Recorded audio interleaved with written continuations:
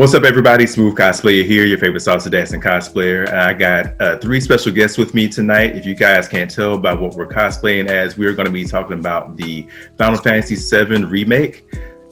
Before we get any further, y'all, I don't know about my other guests here, but I have not had a chance to discuss this in person or verbally with anybody. And on top of the fact that this game came out, 8 months ago, y'all, right? 8 months ago? So, May, I think. Right? Time isn't real. So what that means is this is not a spoiler-free discussion.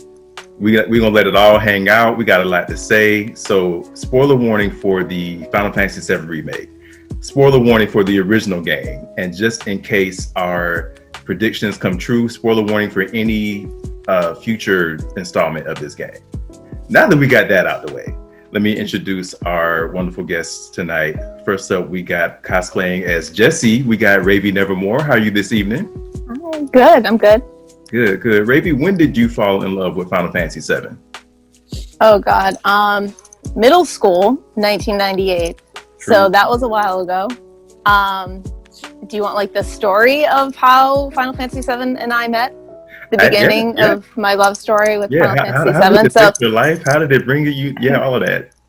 Me and my middle school BFF were having a sleepover, and we were stuck on a part in Tomb Raider.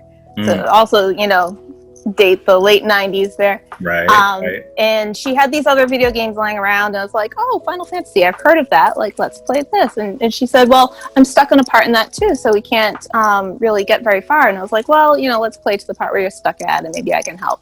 It was Guard Scorpion.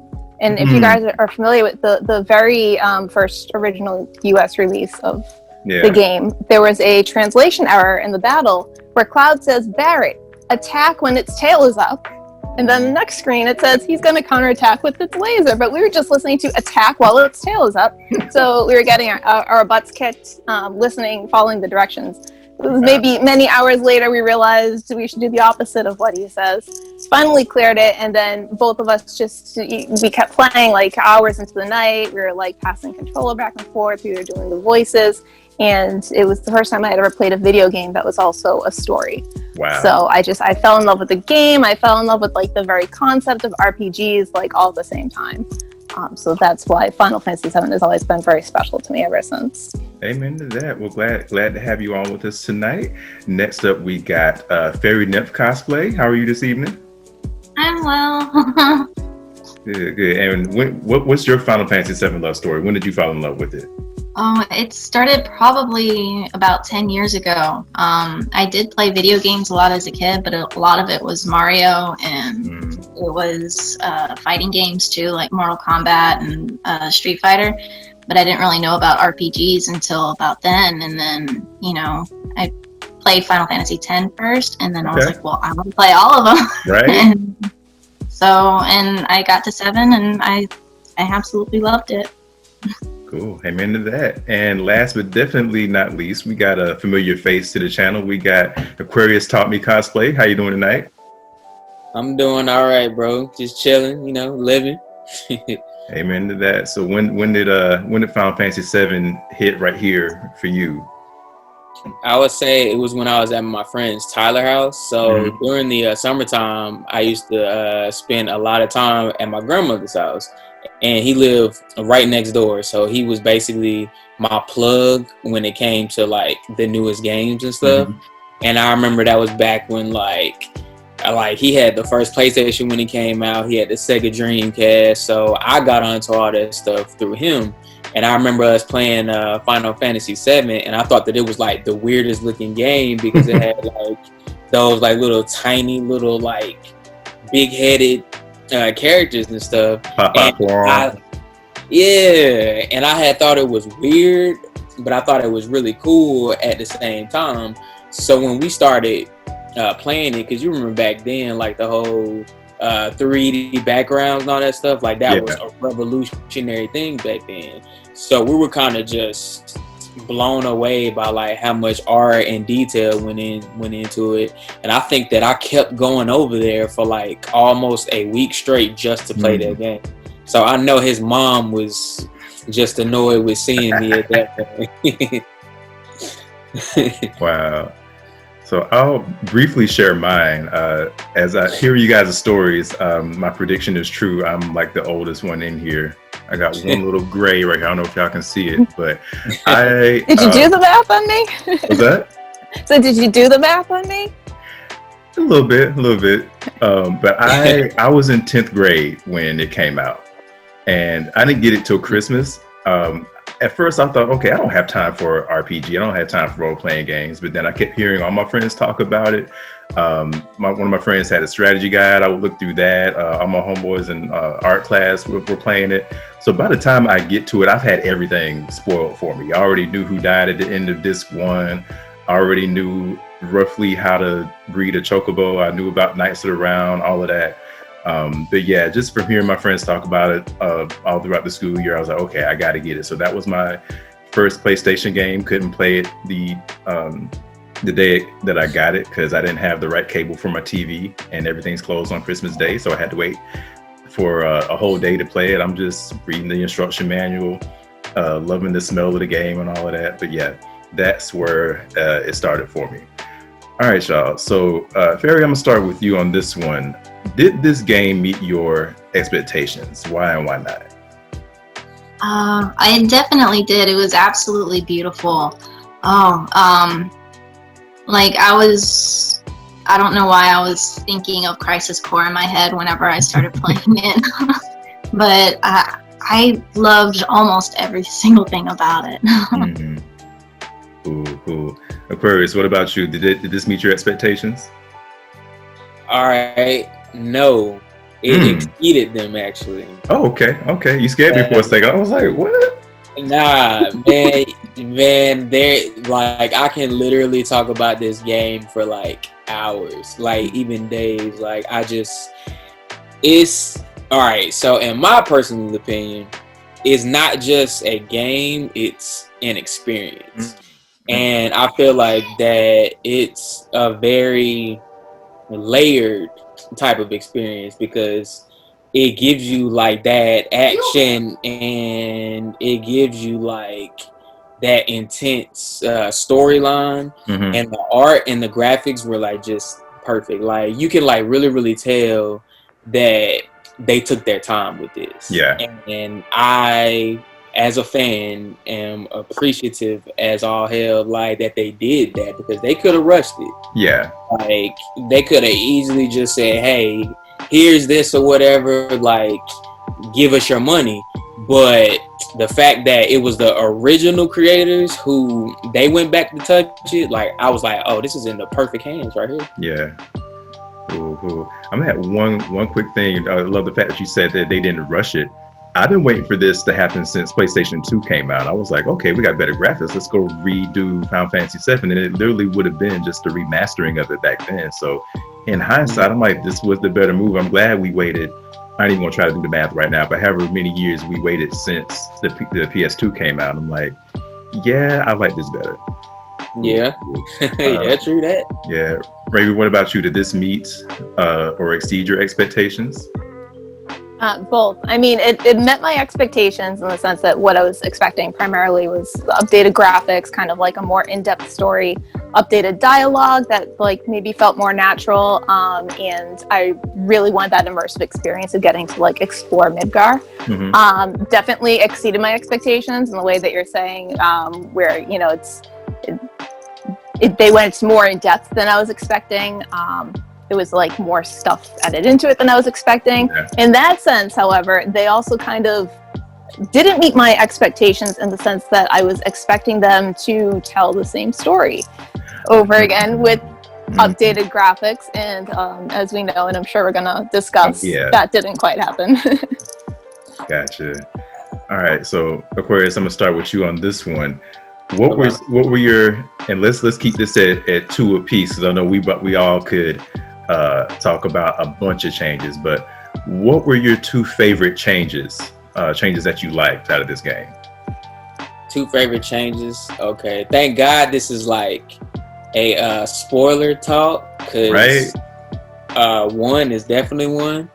I really like how they did a possible multiverse angle. Yeah. So at the end, when Zach like survives, like I was like screaming like a schoolgirl. Like, it was just like, oh my god!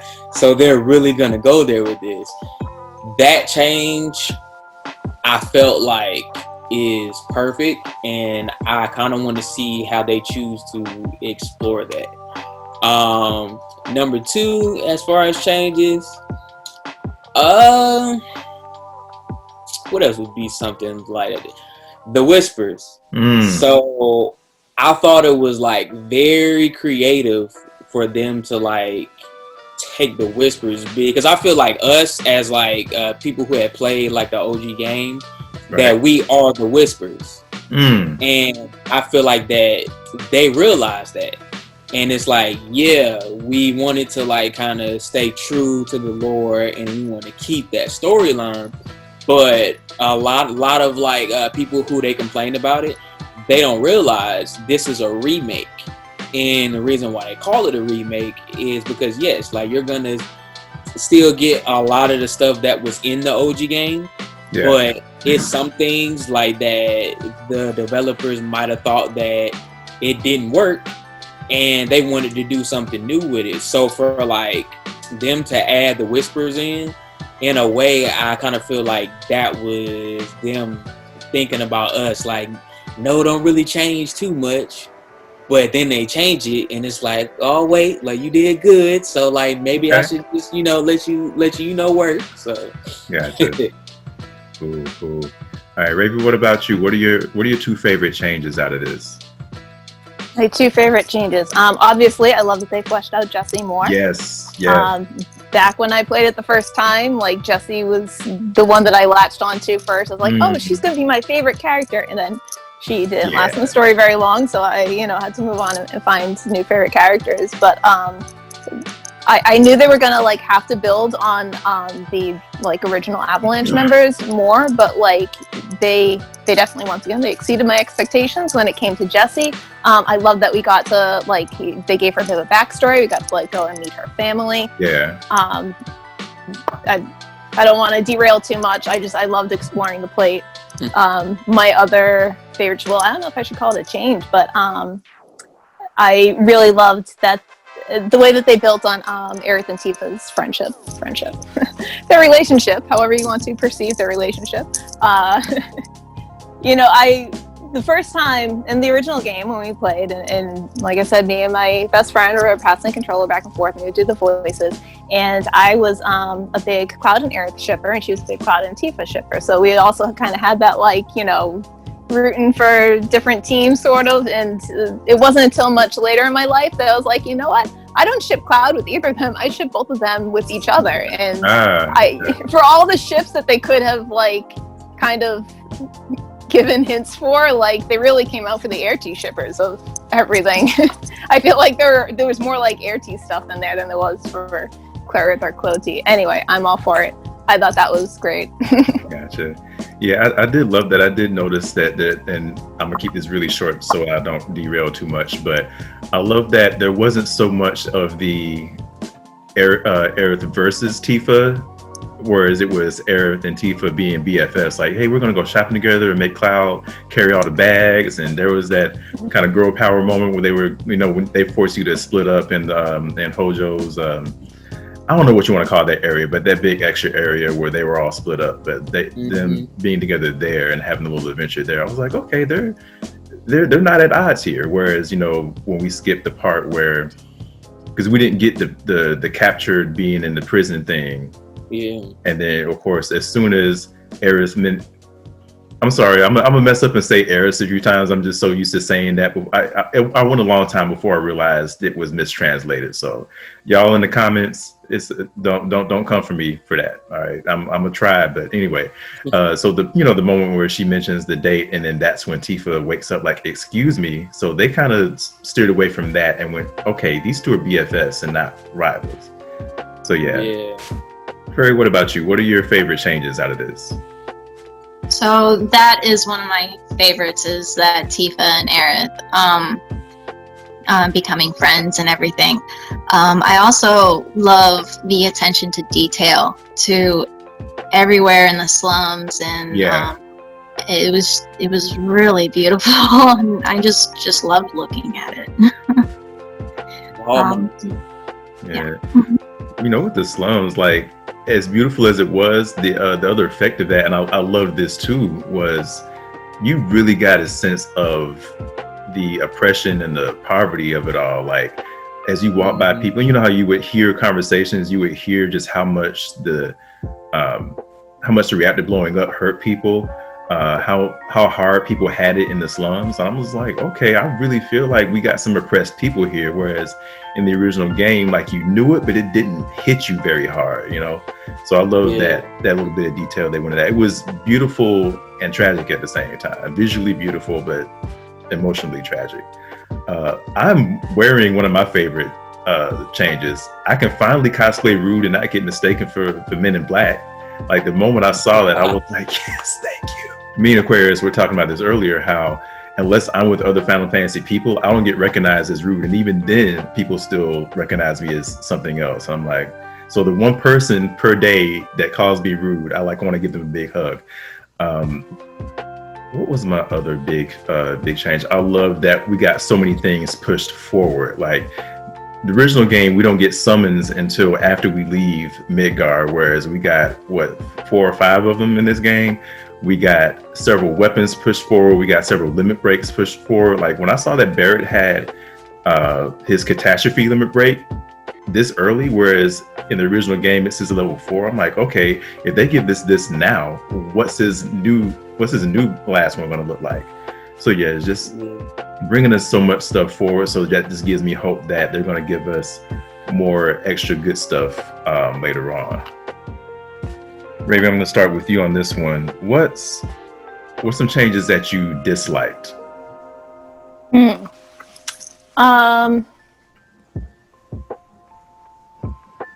come back to me. I gotta think on this a little bit more. Okay, gotcha. Faerie, what about you? What changes did you not like? So Aquarius is probably going to be mad at me for this, but I didn't like the whispers. I felt like it was more of a fate thing, and it wasn't, you know, these are these people's choices that they're making, and not just, oh well, this is what's going to happen whether you like it or not. Gotcha. What else did I not like? People dying. That's it. I feel like we all love this universally, so there's not going to be much we don't like about this whole thing. Like mine are, I'll come to mine later, but like mine are really nitpicky, so nothing really huge. Aquarius, what about you? What are the ones that you did not like? There's only one thing that I can like kind of think of, and I wouldn't even say that it's something that I like don't like. Like it's something that I'm kind of split on. Like I don't necessarily like it, but I'm kind of curious to see where it goes. So of course, you know, not only Zach survived, but so did Biggs and Jesse. So, and I literally cried for the 4th or 5th time at her death.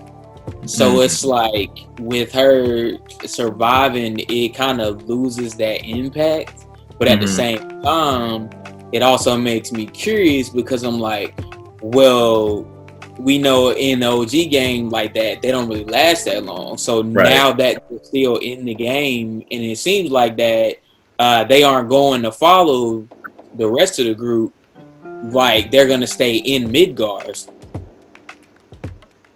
So I'm like, are they still going to be involved in the story, or like, are they going to expand on that more in like the 3rd chapter? Like, how is that going to play out? So I don't know. Like, it's just something that I'm very, very split on, I guess. Gotcha. Okay. Mine were I have 2 that I didn't really like, and they were both materia based. One, I hated that, I might get this name wrong, but I think it's the magnified materia. I think it was this game's version of the all materia. Is that right? I think so. Yeah. I didn't like how you could only get one, and by extension, I hated how some materia would multiply if you maxed it out, like in the original game, and some materia wouldn't. And just so happens, the magnified materia, if you maxed it out, that one didn't grow, so you didn't get an extra one. I kind of give them a pass on this because if you follow the original story, you didn't get another all materia until you got to the Shimmer building. I think you get one from that little maze that you're in right before you get to the mayor, and you get one from Red 13 because he has one equipped already. So if you follow that, then it's really not too bad that you only have one, because you only have one by this time in the story anyway. But yeah, that just kind of annoyed me. And the other one, I like and dislike this one, the fact that you have a dedicated slot for summons. So yeah. I'm glad I don't have to dedicate any other slots in my weapons and armor for a summon, but I don't like the fact that I can only have one summon per person. I also don't like how if you look forward, that means you can't connect your summons to anything. So, sometimes you could put elemental in a summon and power up your weapons or power up your armor. That also means you can't do Phoenix and Final Attack unless they change it later. Because now, because you don't have that, you can't connect your summon materia to anything. So yeah, those are the little nitpicky things I didn't like. I can't think of anything else that was like. I remembered what else I didn't like. I didn't like that you couldn't play as Red. Yeah. Oh yeah, that too, definitely. I wonder if they'll add him into the second one though. Maybe they felt like he's introduced too late in episode 1. Yeah, I was thinking that like I didn't like it as well. Like I agree I didn't like it, but I think I understand why they. And I'm speculating on this. I don't like Ravy said. I don't know if this is the main reason or not. But I kind of figure, okay, if he's in here so late, why dedicate so much to him? And he's only going to be in here for another 5 minutes, if that makes sense. Yeah, because you did get to do the little thing with him to where you like pull the levers. Yeah. But that was like kind of how I like felt too, was that I didn't like it, but I understood it, so I didn't complain about it, because it was like in the like OG game, like he didn't show up like until later on, so it was kind of like he's gonna probably have a bigger role once they leave Midgard, and then we see in the final game's cutscene that he comes along with them. So I definitely think like that we're gonna get a crap ton of playtime from him in the next chapter. Gotcha. Cool. Ravy, you good? You came up with yours, or you just like, I just love it? Yeah. No, I had to kind of chew on it a little bit more, because I was thinking about the Whispers too, but I wouldn't quite say it's a change that I dislike, more that I have like a complicated relationship with how I feel about kind of the whole story split, really. Mm-hmm. On one hand, like I'm excited to see where it will go. On the other hand, I'm kind of bummed that like it won't be the same story, in the sense that like as the original game aged, I found that like newer friends that I would make, especially like younger friends, I would try to recommend the game to, like, oh, I love this game, you should play it sometime, and they'd say like, well, I just can't play it because like the graphics are so old and like I can't get into it anymore. And I get it, like it's the way that I used to feel about like black and white films or old 2D, like, very pixely Super Nintendo stuff. Like I was not quite able to delve into that the same way that I was able to delve films that are in color and video games that are 3D. Those gamers won't be able to just play this new one and then get like the same story. Like they'll get a different story out of it. So part of that excites me, and part of that is like, oh, I'm kind of bummed that we won't be able to like bond over the same story. But I'm holding out hope that like I will enjoy where they're gonna take it. And the other thing that a change that I didn't like is I felt that they took away a lot of moral ambiguity from a lot of characters, heroes and villains alike. The Turks, for sure, they like made sure to spend a lot of time making sure that that they feel very conflicted about what they're doing. With Tifa, I know it was an eventual plot point for her that she was like, oh, like maybe that stuff that we did was bad, but like they definitely introduced that a lot sooner. And again, like, they just want you to know that, like, oh, even though the heroes are, like, you know, bombing people and destroying their homes, like, they feel really bad about it. And Reeve is another one where they just really make sure that you know that, like, no, he's a good person, really. Like, I think that on one hand, I'm not sure if maybe they intended to communicate this about these characters all along, and it just was more difficult to convey that in the original graphics, or if that is their answer to the modern fandom, who tends to enjoy a little more black and white morality in their characters. And these days, I feel like there tends to be a lot of pushback for, you know, if a character does something that is not great morally, then they'll get, like, essays written about them about, like, you shouldn't enjoy this character because, like, actually they do bad things. And one thing that I always loved about Final Fantasy VII is that all of the characters in this game pretty much do bad things at one point or another. Like, even Aerith is not the unproblematic cinnamon roll that you want her to be, because she also got involved in this eco-terrorist group.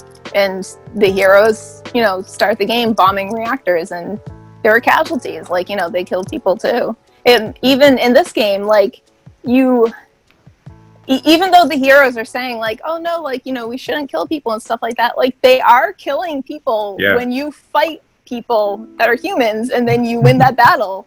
Like, you see them explode into live stream modes as, like, the the animation where, like, the mob dies.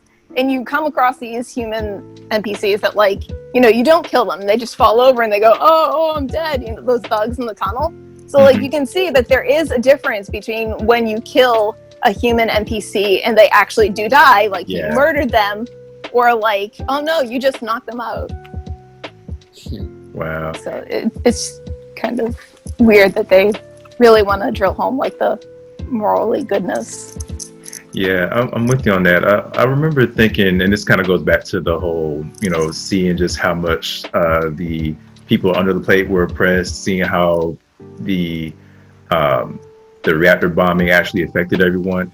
I really feel like I'm a little opposite as far as the moral ambiguity. I feel like more was added with Avalanche, at least. I was like, okay, I really do feel this whole eco-terrorism thing, where, like, in the first one, I knew it was a thing, but it really didn't make me stop and think about, okay, are they actually the bad guys here? Whereas this one, I really felt that I'm like, I know in my heart these are the good guys, but they making me think about it though. Like, they may not really be going about this the right way. So, like, just that actually kind of added to that.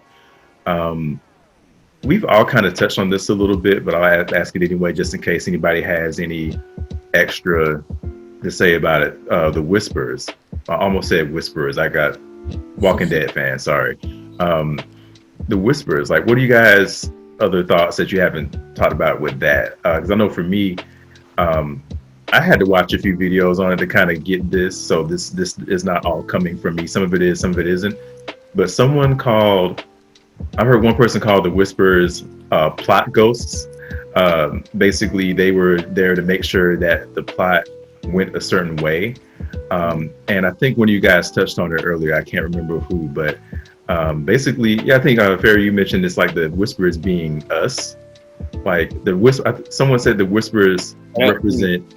Oh, you did? Oh, my bad. The Whispers represent the fans that don't want the story to change at all. Mm-hmm. So, it took me going back and, you know, playing a few parts again and listening to some other people talk about it, about how, you know, how they intervene anytime. They didn't intervene on every change. Otherwise, you'd have seen them a whole lot more, but they intervened any time a change was about to happen that was going to, like, really shift the storyline. Mm-hmm. Yeah, you guys got any other thoughts on the Whispers, likes, dislikes, predictions with them?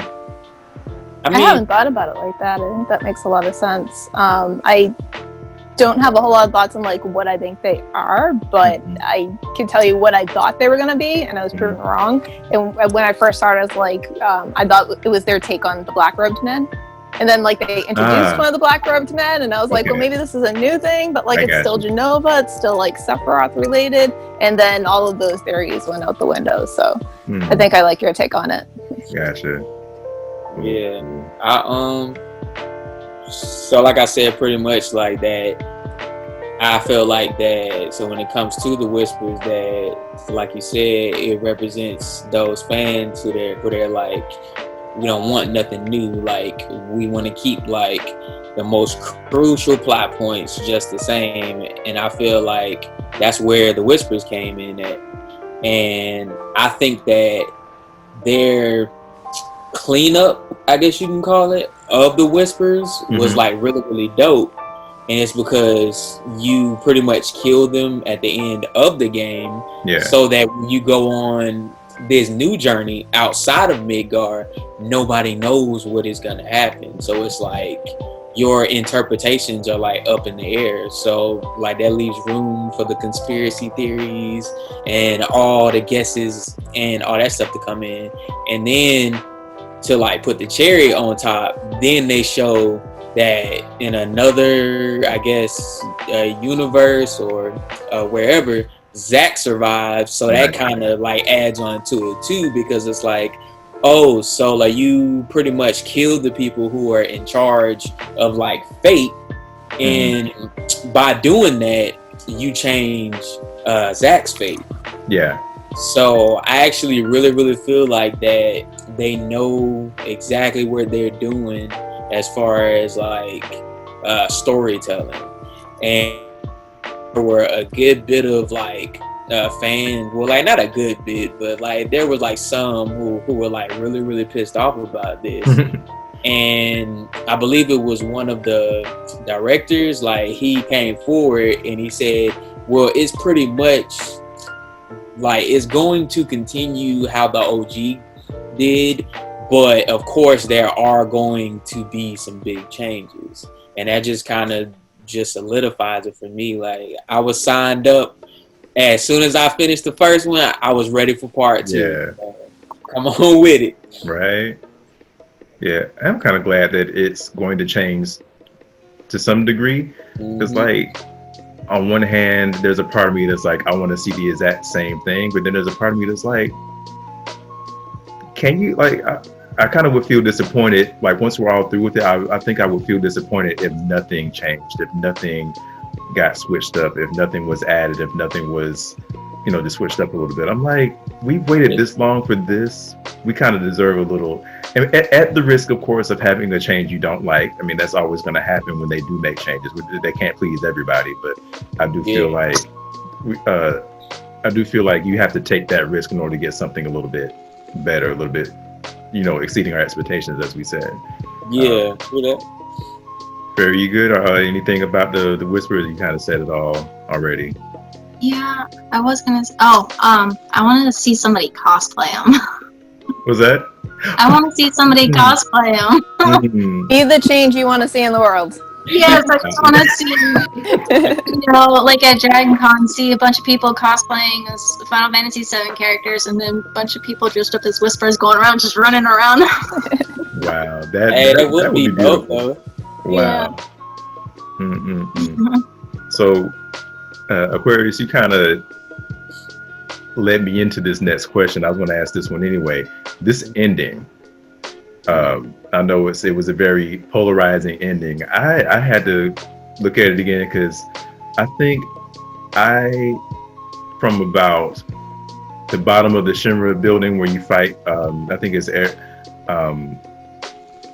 Aerith, Red 13, and Barrett fighting, I forget the name of the thing, but that big huge robot. Yeah. Oh, that's another change I did like. Okay, and y'all remember playing the original game, and you're at that point, and you're coming down the dual elevators, and that first robot blows out the windows. You notice he doesn't continue to shoot the windows out as you go down. So we got to suspend our disbelief and believe, oh, they shot the windows out up here. So that automatically shoots the windows out for the whole rest of the elevator ride. So I'm just like, I feel like that last fight, it makes more sense for it to be at the very bottom. So like, I love that little attention to detail there. I derailed my own train of thought, and I don't remember what I was going to say. You were talking about the ending, yes. So from about that point to the end, I ended up beating the game at like 4 a.m, So I'm actually half asleep during the ending. So it's like, you know how certain games, I think, I don't know if it was Final Fantasy X as well, but certain endings are like, no matter what you do, you're gonna win. I kind of felt like that with when we're fighting the Whispers and Sephiroth at the end, because I was like, there's no way I make it through this and I'm nodding off. If it's just made to be easy to where if it wasn't made easy, then I'm like, okay, there's no way I survive this. I'm expecting to wake up, because that happened to me a few times in the original game, where I'm just nodding off. I wake up to the game over screen, and that's usually the only way I die is because I fell asleep.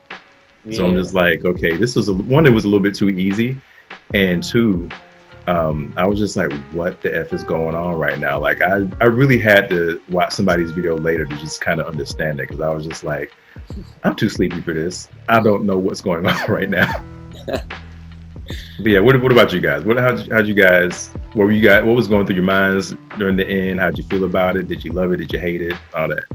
I like tear up every time, because like I'll like go back to the YouTube videos and I'll just rewatch it, because there's just so many details about it that were just like right here. Oh shoot, I'm not past the hit you right in the armor, right? Huh? I said it hit you right in the armor and not the heart, right? Yeah. Like it was just so many like perfect details. Like, so y'all remember when Zach, like, he walks past Aerith and like then like he kind of smirks a little bit, like every time, because if you remember, I think it was Crisis Core when him and Cloud were like in the pods, and I think that Aerith, I think they said that she waited for Zach for like 7 years. Oh wow. Or like something like that, because like they were in those pods for a very long time. So it's like, just like that, like kind of just makes that moment like just so much more heartfelt. And it's because like you can see that he can't see her, but he knows she's there, and I just feel up every time. And it was another part was when Aerith is like that she misses the steel sky, and I like felt like that was the confirmation of like we are leaving Midgar. And it's like the game, like you spend so much time in Midgar, so for like her to actually say that, like it's just kind of like, damn, like we're really leaving Midgar and we have no idea what's coming next.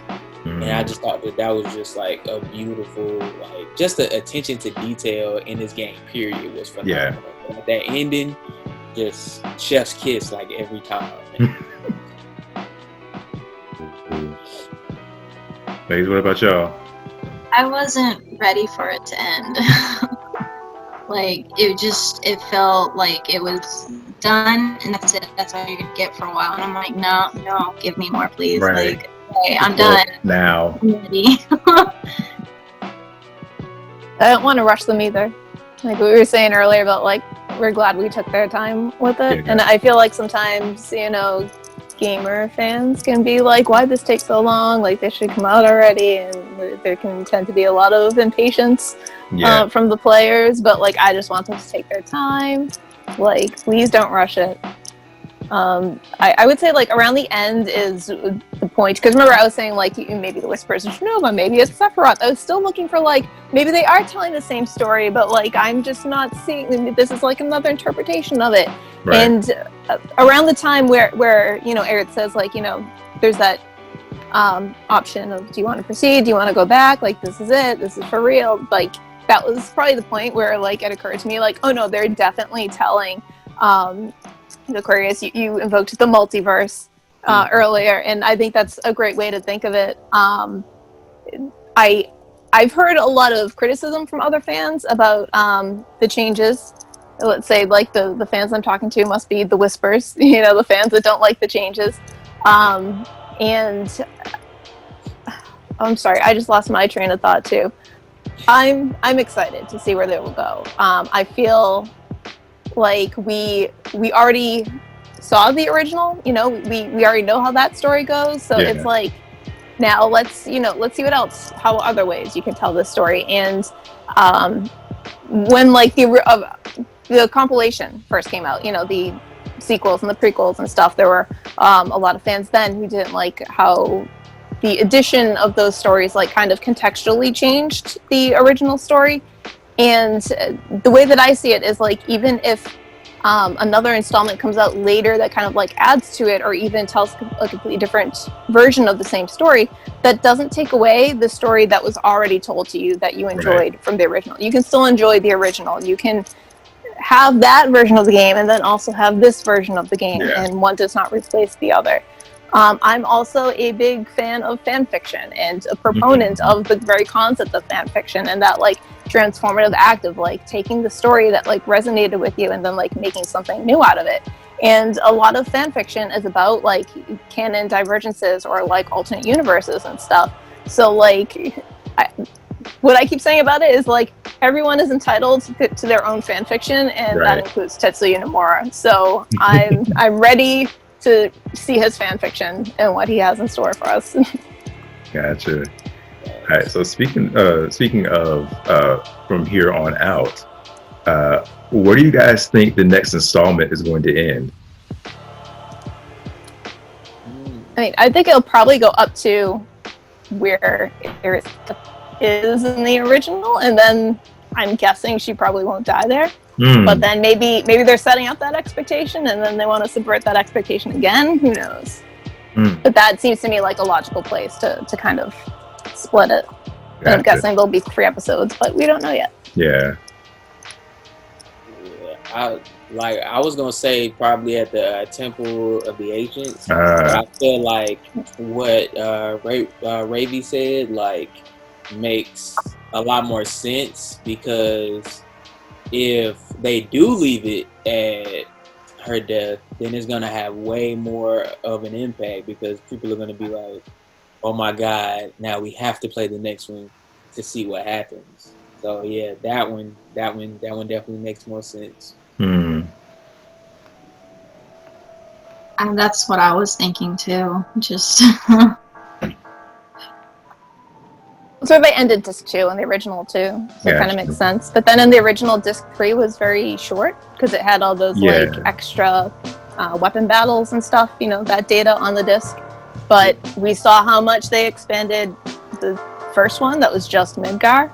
So maybe like they'll still make it 3 episodes, and episode 2 will end at Eric's death, and then maybe they'll give us like a lot more story in, you know, disc 3.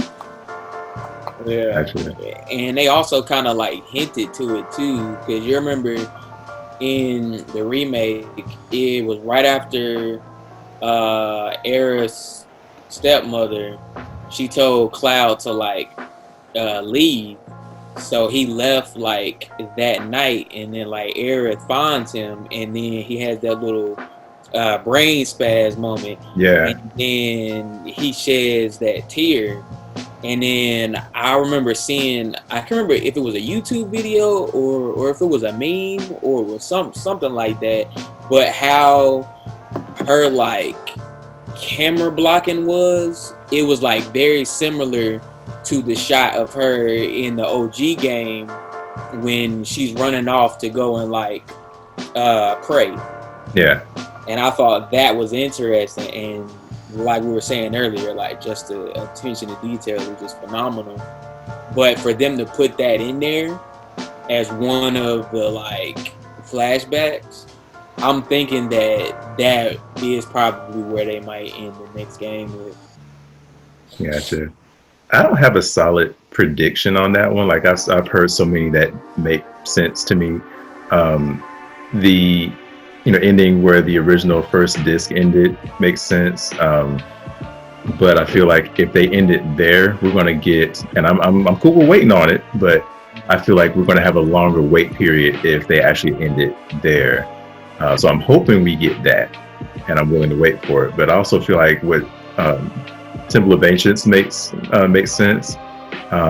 The making it. I've heard people say Nibelheim, maybe Nibelheim, whatever you want to pronounce that, where they get back there and they're like, wait, why is this town still here? It got burned to the ground, all that kind of stuff. So like, and then meeting up with Sephiroth there. I've heard people suggest that Vincent might be a final boss. I don't know how much I like that idea, but it's interesting. Like I could roll with it. I don't know where I wanted it. Well, okay, I wanted to end where Ravy said at the end of this one, because that means we get some of everything. But then it's like, okay, again, we're going to wait a little bit longer. It makes me also wonder, like Midgard had so much to flesh out, and there's so many other towns where if they leave it the way they are, there isn't much to flesh out. So maybe they make some of these other towns bigger. Maybe they make some other towns smaller. I mean, Junyan. I don't know why I pronounce Junyan like it's Spanish or whatever, but that one could definitely get fleshed out a whole lot. There's a lot there. But yeah, so many possibilities. I can't land on just one ending there. And I just can't wait to get to Cosmo Canyon. Yeah. Especially with the other members of Avalanche. Oh yeah. Alive. Also, you just made me realize I misspoke. That Eric's death ends disc 1, not disc 2. So yeah, there would probably be a lot of story left behind for a third episode. Right. It's funny you say that, Aquarius. My next question was going to be anyway, what are you guys looking forward to seeing in this next installment? Like, what do you want to see, like, done with better graphics? What do you want to see fleshed out more? What are you guys looking forward to? Cosmo Canyon. Cosmo Canyon. And the golden saucer too. Yes. That's gonna be like pretty, because like you see how like in the OG Wall Market was like cool, but I feel like that they took that and just went like full on with it in the remake. Like I just love like just running around and like just doing stuff. Like if like Wall Market was an actual place, I would hang out there. Like beautiful. And then you see how like they made the changes like with the Honeybee Inn and stuff. It was just like a fictional better version but a little smaller than Las Vegas, and I feel I would hang out there. Gotcha. So seeing how they were able to like kind of do that with Wall Market, I can only see something like Cosmo Canyon being like spectacular. And then like seeing that scene where like you first meet Bugenhagen, I think that's how they say his name, and then him like and his explanation of the live stream with all the little planets and everything. Oh, I can't wait to see that. Like it's gonna be dope. You mentioned the golden saucer. I'm interested in another part of that same area. I'm interested to see how they do that desert prison. I don't know about y'all, but being an 80s baby, I grew up with an irrational fear of quicksand. Every movie, every TV show had you thinking that if you were anywhere not urban, that you were in danger of falling in quicksand and you was gonna get sucked under in 60 seconds or less. When in reality, I'll be 38 this month. I have never seen an ounce of quicksand in my life. And come to find out, you can't die from it.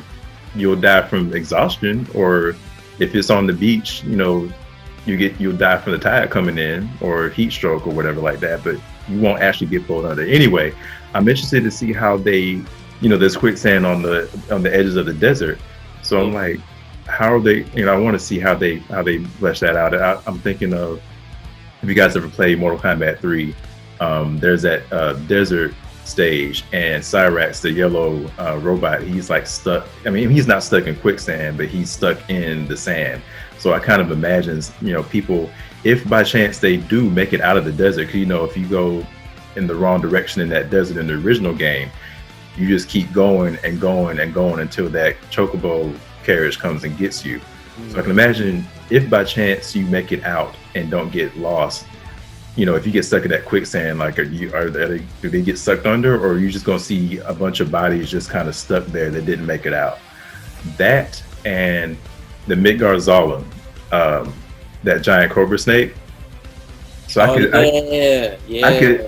I'm interested in seeing how, because in the original game you just saw that silhouette of it, going through the marshes. Yeah. That's not gonna fly in this with with all the improved graphics. So I'm like, I could see it being a mandatory boss, and that's gonna be an epic boss fight if that happens. Like, oh snap, this 30-foot tall cobra snake, right? Yeah. So yeah, those are the things I'm looking forward to seeing. Okay, how are they gonna work this out? How are they gonna visualize this better? Is that the same one that Sephiroth killed? Yeah, I guess like either there's more than one, or like they respawn. Yeah, I guess they just respawn, because like if you notice, if you happen to beat it, like you can mess around and get attacked by it like 2 seconds later if you don't immediately move. So maybe he just hung up one of them.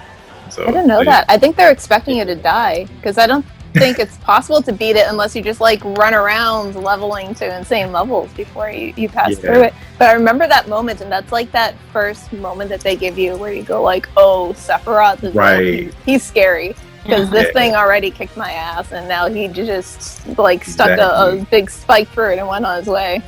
Yeah, that was pretty ominous right there. And then that same music that they play when you escape from the Shinra building prison and you see all the blood on the ground, that same music is played then, and it's like the lightning going off in the background. You're like, just like you said, like Sephiroth did that, and I don't want to mess with him. Yeah. Something that I'm looking forward to, I know I'm in a strong minority on this one, but Lucretia Crescent. And I'm wondering, like, are they going to stick with this background story that they gave her in Dirge of Cerberus? Because they said that they weren't going to, they're going to disregard the compilation here, but then I know that there are other things that they kind of like alluded to, like Genesis and Project G. So I'm like, okay, so they're borrowing some things from the compilation, or they could go like write her a completely different backstory. I certainly hope they won't forget her entirely. Yeah. I mean, she was like an optional thing in the original game. I love her as a character. I adore her. She is definitely not loved by a lot of fans. Wow. There's like a lot of Lucretia hate out there for various reasons. Some of them very valid. She has done very bad things. Again, like this ties into like the whole moral ambiguity. And one of the things I always loved about Final Fantasy VII was like really exploring characters with moral ambiguity.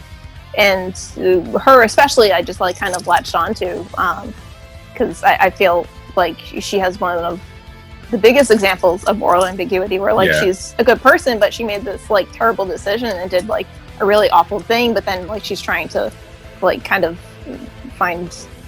not find redemption, like she's trying to apologize for it, but then it's a whole thing.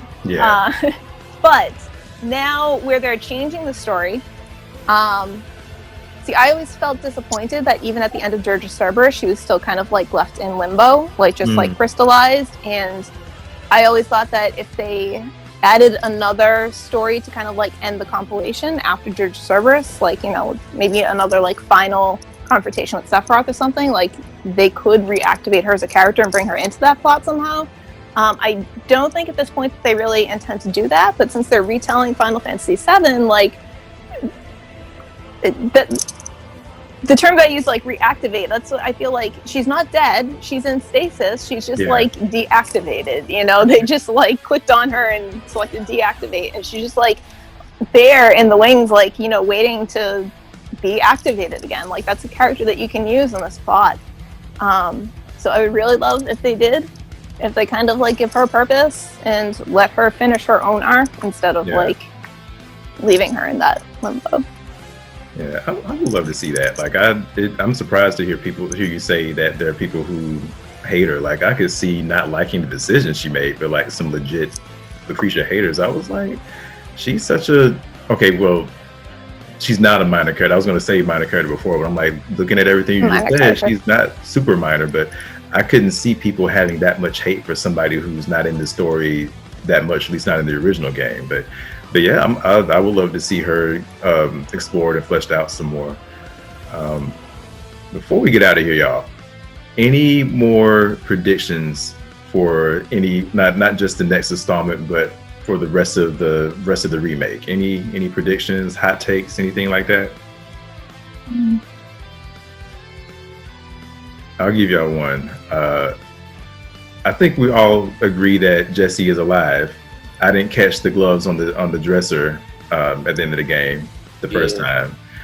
I believe Jessie is living her best life at the Golden Saucer, being the lead lady in whatever the plays are there. That's my only. That's think we're gonna find her though? Was that? When we go to the Gold Saucer, are we gonna find her? Do you think? Yep.